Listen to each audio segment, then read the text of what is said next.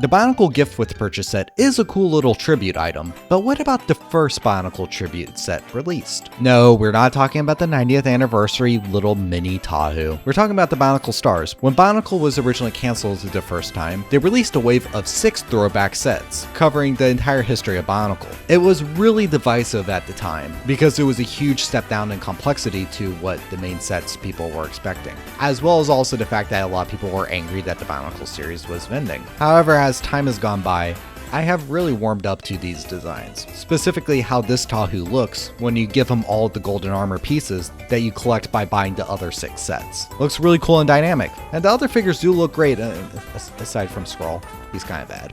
You know, I think the biggest oddity of Tahu Stars is his mask, actually. It's a recreation of an element created back in 2001, remade in 2010, in order to make it compatible with a new piece. However, instead of just changing the connector on it, the entire dimensions of the mask were incredibly altered. It's made to hug the head that it was made for. However, by doing so, it does screw up compatibility with other BIONICLE head types, so it greatly cripples the versatility that this mask could have potentially had. However, this mask does put into precedent that LEGO will recreate old elements and update them if needed. So while we may never see the original mask or this weird narrow version released in a future set, an entirely brand new mold may come out. However, for now, the best we're working with is just a print on a tile. I feel like one of the biggest missed opportunities with the BIONICLE Stars was not making Takanuva be the quote-unquote golden BIONICLE. I get that it makes more sense to do Tahu because he's like the flagship Optimus Prime of the franchise, and it harkens back to the original golden masks from the first year. But it really bothers me that 2 out of the 3 Takanuva sets that were released, only one of them had gold. When Takanuva was first introduced, it felt very emphasized that the elemental color of light was actually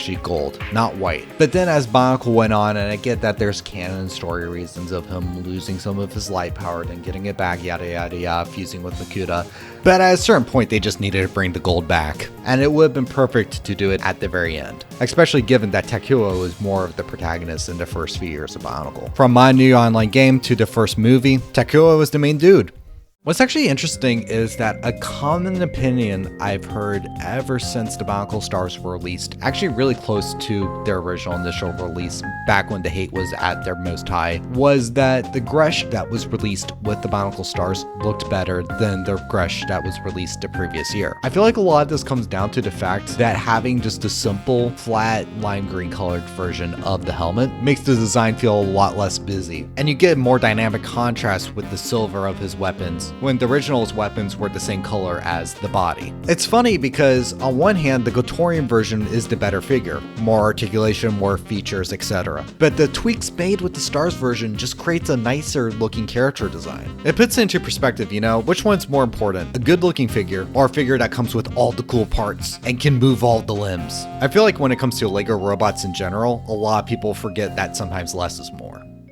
I know I may sound like a complete psychopath, but I actually prefer the BIONICLE Stars version of the Rakshi over the original set version. Sure, the original sets were at a more intimidating scale, towering over the Takanuva, but I do appreciate how compact and full the body that was used for the BIONICLE Stars Rakshi looks in comparison. Also, I find this yellow Rakshi spine with the head and the Krata container being one piece looking a lot more eloquent than the original set Rakshi. And on top of all that, I like the little claw toes a little bit better than the shoe-like feet. It feels weird saying all this, especially given the fact that I consider the original Rakshi sets as like one of the goats. For goodness sakes, if you just buy books of BIONICLE parts, you just clearly know, man, people owned way too many of these things. The BIONICLE Stars quote-unquote Paraka was always a favorite of mine because I loved how they were able to recreate the spines from the original Paraka and put it onto such a small build. But objectively speaking, it's not really that great of a set. Like when you take away the wow factor of this really cool piece made miniature, what else are you left with?